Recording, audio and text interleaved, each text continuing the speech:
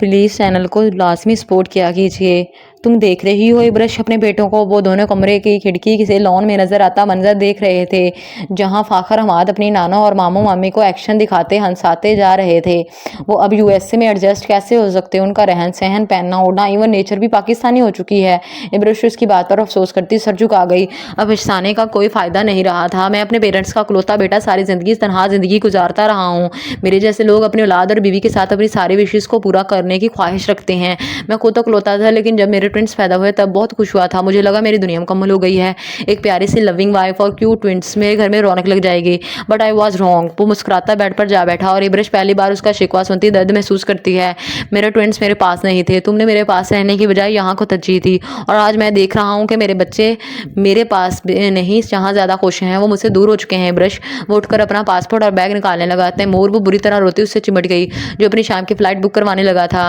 I am sorry Taimur, I am sorry. मैं क्या करूँ तैमूर? के वक्त वापस आ जाए और हम अपनी छोटी सी दुनिया में अपने बच्चों के साथ रहें। वो मलकतजी हुई, और तैमूर अपनी मोहब्बत को यूँ तड़पता हुआ नहीं देख सकता था, इसलिए उसके गिर्द बाजू लपेटता उसके बालों पर लब रखता है। It's okay my doll. बहुत से लोग अपनी फैमिली से मिलने वीकेंड पर आते जाते रहते हैं।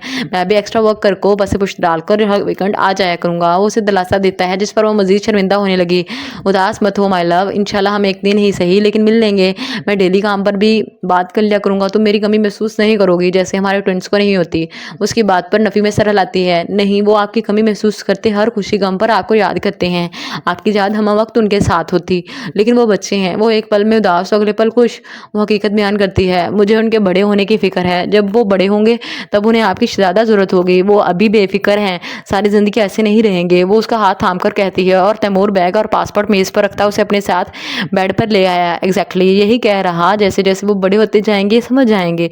Only dad is their true friend. मुस्कुराकर उसके बालों पर झुका और इब्रश तमानियत महसूस करती भीगी पलकों से मुस्कुरा गई।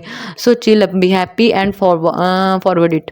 वो शर्मिंदगी दूर करने की कोशिश करता मुस्कुराता जा रहा था, जिस पर इब्रश उसके कंधे से लगती लव यू तैमूर बोली। Love you too my princess. वो जवाबन उसका मखमूर गाँव से देखता झुका। धीरे से चलती हवा ने खिड़की के पट एक दूसरे से मिलाते कमरे की रोशनी गुल कर डाली। इंशाल्लाह जल्द फैसला हो जाएगा, आप बेफिक्र रहें। उसका वकील मुस्कुरा कर उसे तसल्ली देने लगा, जिस पर अलियान सर हिलाता उनको देखते हैं। वो दोनों अभी कोर्ट से बाहर निकले थे, और फिलहाल अलियान का केस स्ट्रॉन्ग जा रहा था। इसमें आपका बहुत बड़ा हाथ है, वरना मुझे अदालती कार्रवाइयों का इतना आइडिया नहीं। वो ममनून हुआ तो नो मिस्टर अलियान, अब ऐसी भी बात नहीं। आप इतनी जद्दोजहद कर रहे हैं, और वो भी अपनी वाइफ के लिए, तो अल्लाह पाक रास्ते खुद ब खुद निकाल देगा। और जहाँ तक बात है जल्द केस ख़त्म होने की, तो यहाँ का सिस्टम आपको अच्छे से मालूम है। कुछ वक्त तो लगेगा, वो उसे समझाता है, ताकि वो बार बार अदालत के चक्कर लगाने से घबराए ना। जी मैं समझता हूँ, इंसाफ हासिल करना इतना आसान होता तो माशरा बेपनाह बुराइयों का शिकार ना होता। एंड इट्स ओके, आपको जैसे बेहतर लगे आप करें, पैसे की फिक्र मत कीजिएगा। वो खुले दिल से बोलता है, उसे हंसने पर मजबूर कर गया। इस दौर में इतना एतमाद ठीक नहीं होता डियर, लोगों का कोई भरोसा नहीं, पैसा ईमान खा जाता। वो अपनी फाइल इकट्ठी करके जाने के पर तोलता है। मैं अल्लाह पर मामला छोड़ने वाला बंदा हूँ। वो मेरी ज़िंदगी में अच्छे लोग लाए या बुरे, लोग तो उसी के हैं ना। रोज़े क़यामत देखी जाएगी। वो मुस्कुराया, और वकील उसकी इतनी अच्छी तरबियत पर मुस्कुरा गया। अल्लाह आपकी मदर को अजर दें, जिसने आपकी इतनी अच्छी तरबियत की। She is such a nice mother. वो फाइल दाएं तरफ सीने से लगाता दूसरे रुख से उसके साथ लगता है। Thank you so much. Aliyan उसकी तारीफ़ पर फ़ख्र महसूस करता मुस्कुरा गया। उसे दिल से खुशी होती थी जब उसकी माँ की तरबियत की तारीफ़ होती थी। उनको एक अच्छी माँ की हैसियत से दुआ दी जाती थी। नेक्स्ट थर्सडे अपनी वाइफ को साथ लेकर आइएगा, उनको बतौर गवाह पेश करना है। वकील की ये बात पर वो सर खम करता है।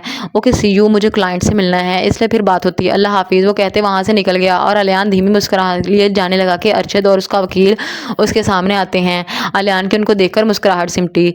बहुत मान है खुद पर कि किस चीज़ जाओगे? अरशद तंजिया बोला। उसका वकील भी हकारत से उसको देखता तंजिया मुस्कुरा रहा था। इंशाल्लाह। वो उसको मुंह नहीं लगाना चाहता था, इसलिए साइड से गुजरने लगा कि अरशद की आवाज़ पर थमा। क्या पता तुम्हारे वकील का ये आखिरी सफ़र हो और कार की ब्रेक फेल हो जाए। वो अब की बार अपने वकील की तरफ देख रहा था। क्या मतलब तुम घटिया इंसान? वो पीछे मुँह करता उसका गिरबान पकड़ लेता है। मैं तुम्हारी जान ले लूँगा अगर वकील को कुछ हुआ। मेरी बर्दाश्त ख़त्म हो रही है। वो खुद पर काबू पाता पीछे हुआ, क्योंकि अदालत में ये सब करना मुनासिब नहीं था। अरशद तो चाहता ही ये था कि वो अपना कंट्रोल खोकर कुछ ऐसा वैसा करे जिससे उनका केस स्ट्रॉन्ग हो जाए, और अलियान उसको ऐसा कोई मौका नहीं देकर अब केस पकड़ना नहीं चाहता था। देखो अलियान मिर्ज़ा, अभी भी वक्त है, अपना केस वापस ले लो और अपनी बीवी के साथ सुकून भरी ज़िंदगी गुजारो। ये बच्चों के धक्के, तरह तरह के शातिर लोग, पानी की तरह उड़ता है पैसा और बेपनाह टेंशन तुम्हें कुछ नहीं देने वाली, और आखिरकार तुम केस हार जाओगे। तो बेहतर है कि हार मान लो और अपनी ज़िंदगी साथ खुशी करो, ज़िंदगी गुजारो। अगर तुम वो सब कुछ पाना चाहते हो जो खो चुके हो तो एक ऑफ़र है मेरे पास। उसको लालच देता को अपना कोट ठीक करने लगा और अलियाना भी जो उसका कमीनापन सुनता जा रहा था। दोनों टाउन के तुम अकेले विलन बन सकते हो। अगर सौम्या को एक रात के लिए यूँ बेपनाह गुस्से में उसके मुँह को मुक्कों से लाल करने लगा। वो सब कुछ बर्दाश्त कर सकता था, लेकिन अपनी बीवी के बारे में ऐसी किसी भी बात को सुनना उसकी बर्दाश्त से बाहर था। सिक्योरिटी अरशद का वकील करीबी पुलिस इंस्पेक्टर को आवाज़ देता है तो जो तमाशा शुरू होते ही भागकर उनको छुड़ाने लगे। मेरी बीवी के बारे एक भी घटिया बात की मैं तुम्हारी जान ले लूँगा। वो चला आया। जल्दी ही पुलिस उसको अरशद से दूर कर गई थी जो मुस्कुरा रहा था। तुम देखोगे कि एक दिन वो मेरे बेटे की हो जाएगी। वो कहते ही अपना ठुलिया ठीक करता है। तुम्हारा ये गुस्सा अदालत की नज़र में कत्ल का हमला बन जाएगा। वकील उसको धमकाता अरशद के साथ वहाँ से चला गया और अलियान पुलिस के हाथ झटक कर खुद को कंपोज करने लगा। उसे कोई पछतावा नहीं था, क्योंकि वो अपनी बीवी से इस हद तक तो मोहब्बत करता था कि उसके बारे किसी भी बकवास करने वाले का मुंह तोड़ दे। और आज इसने ऐसा ही किया था और वो जैसा मर्जी केस करता, लेकिन आलियान मुतमिन था। उसने अच्छा बदला ले लिया था। 3 साल बाद मेरा लैपटॉप कहाँ है, मर गए हो सारे। मेरा वो अपना लैपटॉप ढूंढता लाउंज में आया तो सामने ही फाखर और हमाद को इस पे मसरूफ आया, जिसे देखकर उसका आग बोला होना यकीनी था। इब्रिश की इस गंदी औलाद ने मेरा जीना हराम कर दिया है। ज़रा जो इनको गैरत है कि मैं इतनी दफ़ा इनकी इंसल्ट कर चुका हूँ, लेकिन ढीठ के ढीठ ही रहेंगे। वो उनसे लैपटॉप छीनता चिल्लाया तो दोनों ने मुंह बनाकर एटीट्यूड के साथ उसे देखा। वो उमर और जसामा दोनों में काफ़ी बड़े हो चुके थे, मगर मामू के साथ शरारतें वैसी ही थीं। अपने वाला अंडे दे रहा है क्या, जो मेरे वाले पे मलकियत जता लेते हो। खींचकर पावर ऑफ किया। पप्पा पप्पा हनीती मम्मा कहाँ हैं। अपने बेटे की आवाज़ पर गुस्सा गायब हुआ तो चेहरा खिल उठा और उस छोटी सी जान को देखता है जो इंतहाई खूबसूरत थी और उसकी जानब अपने नन्हे कदमों के साथ बढ़ रही थी। पप्पा हनीती मम्मा कहाँ हैं। हनी तो उनसे बात करनी है। वो उनके उसके पास आता मासूमियत से पूछता है तो अलियान लैपटॉप टेबल पर रखता सोफे पर बैठकर उसे अपनी गोद में करता, उसका गाल जोर से चूमता है। क्यों हनी पापा से बात नहीं करेगा। वो प्यार करता पूछता है, लेकिन वो उतरने की कोशिश करता। अपनी माँ के पास जाने को बेचैन था। वैसे मामू आपका बेटा भी आपकी तरह मामी का दीवाना है। फाखर क्यों कर उसे छेड़ने से बाज ना आता, जबकि उसकी शरारत पर अलियान का मुंह वैसा ही बना जैसा वो हमेशा देखना चाहते थे। इंतहाई गंदी और बदतमीज औलाद है ब्रश की। वो मुंह फैलाकर डायलॉग मारता उनको हंसने पर मजबूर कर गया। अब बोल जरा। इसी वक्त ब्रश चमचा हाथ में पकड़े वहां नाजिल हुई। चेहरे पर खतरनाक तेवर बना थे। हर वक्त मेरी औलाद के पीछे बड़ा रहता है। तेरा बेटा बहुत शरीफ और तमीज़दार हो जैसे। वो लड़ाका औरतों की तरह हाथ नचा नचा कर कहती है, और उसके बेटा हमेशा अपनी माँ के शेरनी जैसे अंदाज से इम्प्रेस हो जाते थे। इस बार भी हाथ उठाकर वाह वाह की। क्यों मेरे मासूम बेटे ने क्या कर दिया। वो हनी की नरम नाजिक फूली गाल को मस करता है जो मासूमियत से उंगली मुंह में दिए ब्रश को देख रहा था। अभी कल की बात है, आपके सपूत साहब ने अपना छोड़ा हुआ दूध लाकर मेरे सर में उंडेल दिया, और जब पूछा तो बोला आंटी मैं समझा दस्तमीन है। उसकी नकल उतारती है तो वो तीनों बेकबद वक्त हंस पड़े। क्यों भाई आपने ब्रश को क्यों तंग किया। वो उसका गाल खींचता है तो वो मुंह बसोर लेता है। फजूल के मजाक और हरकत उसे बिल्कुल पसंद नहीं थी। वो फततन इंतहाई संजीदा और खामोश तबीयत का हामिल बच्चा था, ना शरारत करता और ना शरारत सहता। देख रहे हो इसके तेवर, एक दिन तुम्हें अच्छी खासी सुनाएगा, इसलिए अपनी ज़ुबान को कंट्रोल में रखो तो बेहतर है। ब्रश मुंह बनाकर कहती जल्दी से किचन में वापस चली गई कि चूल्हे पर बिरयानी की तैयारी हो रही थी। मम्मा पास जाना। वो तने को मचलता है।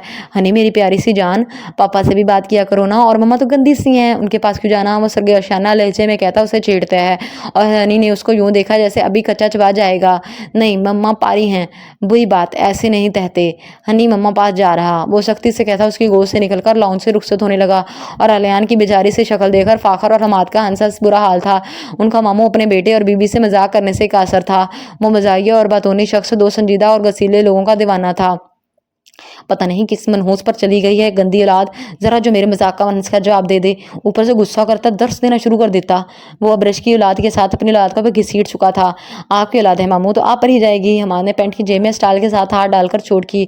वो दोनों दिन ब दिन क्यूट के बाद हैंडसम होते जा रहे थे। उनकी जहानत ने उनके स्कूल के नसाबी और दीगर गैर नसाबी हलकों में भी चर्चे मशहूर कर दिए थे। उनका IQ चेक करवाने का बहुत से लोग दे चुके थे, लेकिन क्योंकि उनकी बातें और एक्शन उनकी उम्र से कई गुना बढ़कर होते थे। मिस्टर एंड मिसिस तैमूर, मेरा अंदाज़ा इतना है कि आपके ट्विंस गॉड गिफ्टेड चाइल्ड हैं। इतनी छोटी उम्र में किसी भी बच्चे के एक्ट नॉर्मली ऐसे नहीं होते, और सबसे बढ़कर ये आइडेंटिकल ट्विंस हैं। उनके प्रिंसिपल ने पेरेंट टीचर मीटिंग में उनको यही कहा था, ताकि हर जाने वाला यही कहता था, और इब्रश कुछ जबकि तैमूर चुप सा कर जाता। वैसे अच्छा ही हुआ आपके साथ, अब पता चला कि हम कैसे बर्दाश्त करते हैं आपका फूला हुआ मुंह। अल्लाह आपको मजीद गंदी औलाद का बाप बनाए। फाखर नाक मुंह चढ़ाता है, और फिर आलियान के खतरनाक तेवर देखकर मुंह दोनों एक दूसरे को इशारा करते जल्दी से आगे को भागे। ठहरो बदतमीज़ो। वो उनके पीछे लगा। ये सच था कि उसके लाद ने ऐसी कोई खुशी अभी तक को नहीं दी थी। उसके भांजे ही उसकी हंसी और दिल्लगी का जरिया थे। वो जितना उसके साथ पंगे लेते उनका बेटा नहीं उतना ही सड़ियल था। वो जितना उसके हमराज थे उसकी औलाद उतनी ही उससे दूर अपनी माँ के करीब थी। अलगर्ज आलियान मिर्जा अपने बेटे से ज़्यादा अपने भांजों की कंपनी इंजॉय करता था। तारीख माहौल में स्यापोश वो इंसान एक कोने में किसी गहरी सोच में महव था, इंतजार था। इर्द गिर्द मक्खियों और मच्छरों ने डेरे जमाए हुए थे तो दिमाग उनसे भी गलीज चीज़ों से भरा हुआ था। आसपास गुनाहों का घड़ा भरा हुआ उसको अपने अंदर कब का नगल चुका था। अभी 2 साल पहले की बात थी। वो कितना खुशो खुरम और ताकत के नशे में डूबा हुआ एक मगरूर इंसान था। उसने इंसानों का इंसान समझना छोड़ा हुआ था, लेकिन आज वो खुद एक नॉर्मल इंसान नहीं लग रहा था। वो मेडिकल के मुताबिक एक जहनी मरीज बन चुका था। उसे देख सब अपने इसे पागल तो कहते थे, लेकिन उसके लिए केस लड़ने वाला कोई नहीं था, क्योंकि उसने अपना सहारा खुद मार डाला था। आज से 2 साल पहले उसने गुस्से में आकर अपने ही बाप का कत्ल कर डाला था, जिसका लबो लबाब उसे आज तक याद था। 1 साल होने वाला है, ना केस आगे बढ़ता है और ना ही आप सोम्या को मेरे हवाले करवाते हैं। वो चीखा था। वो आज खामोश जमीन पर लेटा हुआ था। मैं कह रहा हूँ ना, कुछ देर और इंतजार कर, तुझे भी मेरी तरह बात समझ नहीं आती। वो उसका बाप थका आकर गुस्से से बोला। एक उसके हरीफ आलियान मिर्जा ने उसको नाके चने में चबा दिए थे। वो लड़का कोई भी लालच, खौफ और घबराहट में नहीं आया था। नहीं आती मुझे किसी भी बात की समझ, नहीं आती तो जानबूझ कर मुझे लटका रहा है। तुझसे कुछ नहीं होने वाला। तू चाहता ही नहीं कि सोम्या मेरे पास आए। वो आपसे तुम और फिर तुमसे तू पर आ गया था। एहतराम पहले ना ही ना पैर था, अब हकारत भी आ गई थी। क्या बकवास कर रहे हो, ऐसी बात नहीं है। अरशद गुस्सा होता कोट खड़ा हुआ। नहीं, ऐसी ही बात है। तुम सिर्फ दिखावे के लिए इस घटिया इंसान के साथ केस लड़ रहे हो, मगर हकीकत में तुम एक बुज़दिल शख्स बन चुके हो, जो कानून और आलियान मिर्जा से डरता हुआ ना मुझे उसका कत्ल करने दे रहा है और ना खुद उसको कुछ कहता है। वो भी उठ खड़ा हुआ। अंस, अपनी ज़ुबान को लगाम दो, मैं तुम्हारा बाप हूँ। अरशद उंगली खटाता उसको बाबर कराता है, लेकिन अंस की बर्दाश्त जवाब दे चुकी थी। वो 1 साल से रोज़ अपने बाप को केस जीतने और सोम्या के आने के ख्वाब दिखाता देख रहा था, लेकिन उसे कुछ दिन पहले पता चला था कि सोम्या आलियान के बच्चे की माँ भी बन चुकी है, और आज उसका लटकते हुए केस पर हारा हाई हो गया था और वो अपने बाप को गैर कानूनी तौर पर आलियान को नुकसान पहुंचाने का कह चुका था। लेकिन हर्षद के 1000 हमलों के बावजूद अल्लाह पाक आलियान मिर्जा को बचा लेता था। तुम मेरे बाप होते तो मुझे कब का सोम्या ला देते, लेकिन वो आज उस बगैरत की बीवी उसके बच्चे की माँ है, और मैं तुम्हारे दिलासों पर अपना सारा काम छोड़े अपना बिजनेस तुम्हारे हरामखोर बेटे के हवाले करके यहाँ बैठा हूँ। वो मजीद ऊंचा चीखा और उसकी बदतमीजी देखता अरशद जबत खोता है। अपनी बकवास बंद करो, वरना वरना क्या कर लोगे। हाँ, अंश गुस्से से बेकाबू होता उसके नज़दीक जाता है और अरशद उसके मुंह पर थप्पड़ मारता है। अपनी औकात में रहो, तुम्हारी खातिर मैं 1 साल से मेहनत कर रहा हूँ और तू मेरे सामने ही भौंक रहा है। अरशद चिल्लाया, जबकि अंश गुस्से में बेकाबू होता एक बढ़िया बन जाता था, अपने असल रूप में आता जवाबी कार्रवाई करता है। मुझे मारोगे? हाँ मुझे मारोगे? वो पागल होता उसका गला दबाने लगा और अरशद सुरख चेहरा लिए ऊपर बैठाता हुआ उसे मना करने के लिए आवाज़ भी नहीं निकाल पाया। चलो ये उठ, खाना खा ले। सोच तेरे बाप का नौकर नहीं हूँ जो तेरे लिए रोटी लाऊं।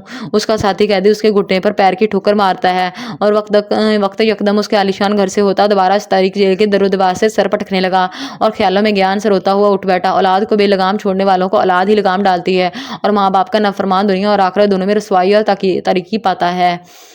Please like, comment and subscribe.